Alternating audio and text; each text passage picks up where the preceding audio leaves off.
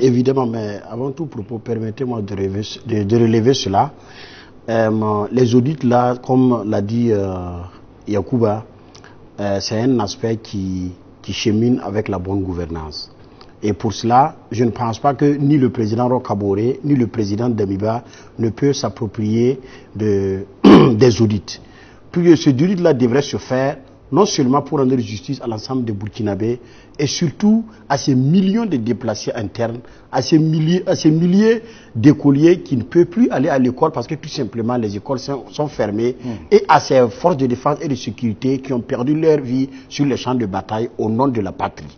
Pourquoi je dis ceci? Si vous écoutez la narration du camarade Badolo, il a tout dit, hein, parce qu'il y a certains Burkinabés qui pensent que la gloire est faite pour eux et que les autres la doivent subir de leur richesse. Donc il est temps qu'on mette fin à ce comportement qui n'honore personne et qui contribue à stopper le développement et l'avancement de notre peuple. Et audit pour audit, moi j'aimerais quand même que, j'aimerais me permettre d'emprunter les mots de Badolo, qui est d'interpeller l'ensemble du gouvernement du MPSR et du président Damiba. Parce qu'on est tous, d'autant dirait que le Burkina Faso est un pays de savane où tout se sait. Moi je dirais que le Burkina Faso est un pays herbacé où on ne peut même pas se cacher. Nous sommes des natifs du Ouagadougou, on se connaît, on fréquente les mêmes on a presque les mêmes fréquentations, on fréquente les mêmes restaurants et les mêmes ruelles. Donc c'est de dire que ceux-là qui sont tachés, ceux-là qui ont cheminé avec le président Roch Kaboré dans le temps, ce n'est pas parce qu'on se connaît, c'est parce qu'il y a une loi qui a été votée à quelque part et que si tu tentes de relayer la vérité, si tu tentes de dire certaines vérités, après on te colle une convocation comme quoi tu as diffamé X ou Y. Voilà pourquoi on préfère ne pas citer de noms, sinon nous avons tous été témoins de la gouvernance des 7 ans du président Roch Kaboré. Moi je vais prendre l'exemple sur un monsieur comme le Larlé Naba, qui à un moment donné a passé tout son temps à distribuer des ambulances, à distribuer des vivres, et a fait même des prêts à des femmes à un moment donné, à quel le monsieur Larlé Naba n'a jamais été un entrepreneur, à ce que je sache, il n'est pas un opérateur. C'est sur la base du partenariat. Je viens, il n'est pas un opérateur. De quel partenariat vous parlez? Laissez-moi, s'il vous plaît. Il est des amis à l'extérieur. Moi je suis un chroniqueur, j'ai été invité sur ce plateau pour parler de l'actualité et essayer de donner certaines vérités. Donc permettez-moi de parler. On vous permet de parler, mais voilà, je vous dis et je vous le redis. On vous donne certaines informations qui peuvent vous aider. Non, non, c'est pas une, j'ai même pas besoin qu'on m'aide dans mon dynamique. Je vous dis et je vous le redis.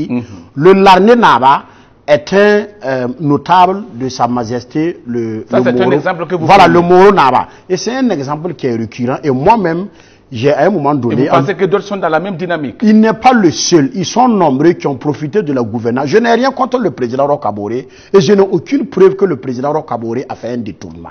Donc je ne m'hasarderai pas. Mais son entourage a profité de sa gouvernance pour s'aimer de la zizanie et s'aimer du tort à l'ensemble des Burkinabés. Donc cet audit-là, que ce soit sur le règne du président Roch Kaboré ou sur le règne de Damiba, il est une obligation que cet audit-là se fasse et que les responsabilités soient situées. Mais il ne faut pas qu'on arrête à là, comme ce que le camarade Badolo l'a dit. Parce qu'aujourd'hui, vous avez des gens qui, sans vouloir être arrogant ou être contre qui que ce soit, c'est comme je l'ai dit, tout se sait dans ce pays. Nous avons connu des gens hier qui avaient une vie modeste, et une fois qu'ils sont nommés à la tête, qu'ils sont nommés dans le gouvernement, en un clin d'œil de magie, il y a même pas 2 à 3 ans de cela, ils sentent subitement un niveau de vie. Et ce qui est déplorable, ce sont ces mêmes gars-là qui deviennent arrogants, qui narguent même la population, qui se risent en super burkinabé, qui ne se soucient même pas de la réalité, de la vraie réalité de notre pays. Donc, il est comment je vais dire, il est important que ces audits-là puissent aller jusqu'à terme et qu'on divulgue les rapports qui sont là. Mais attention, moi qui vous parle, moi je suis un ancien détenu, j'ai fait pratiquement presque 3 ans de prison.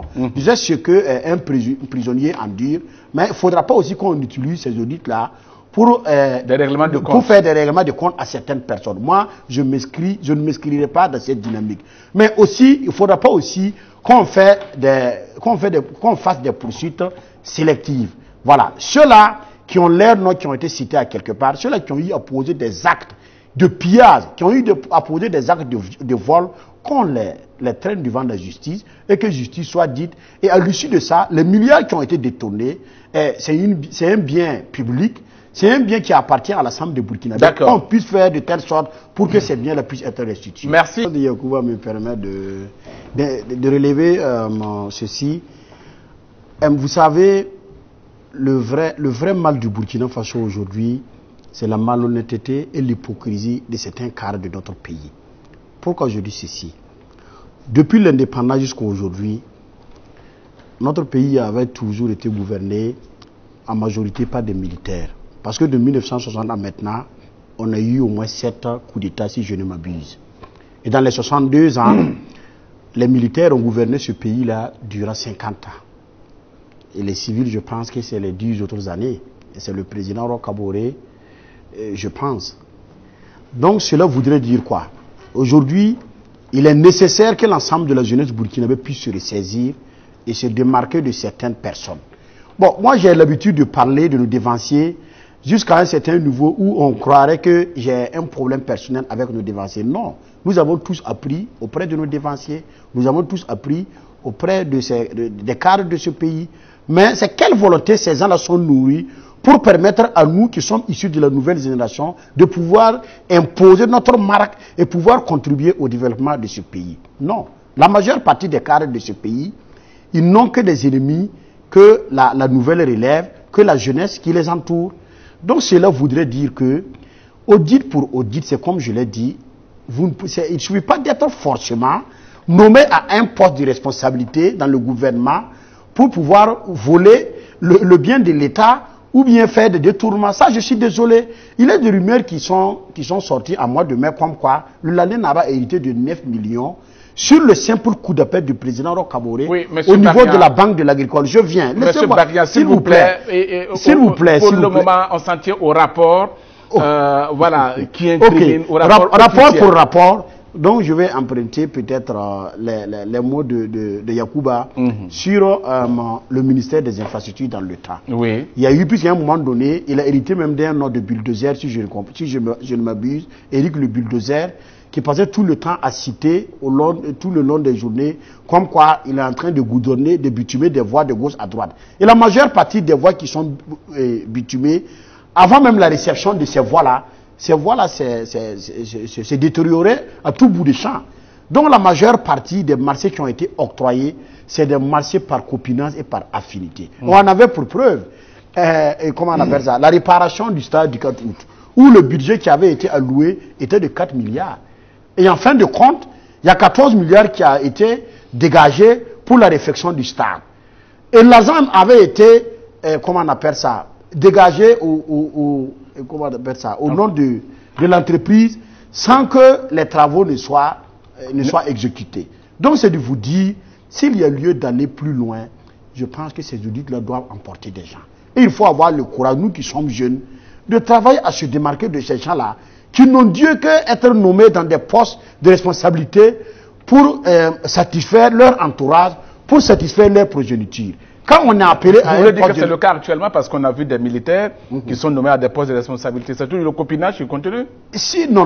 Moi, je ne dirais pas ceci, mais ne dit-on pas qu'on juge le maçon sur le pied du mur?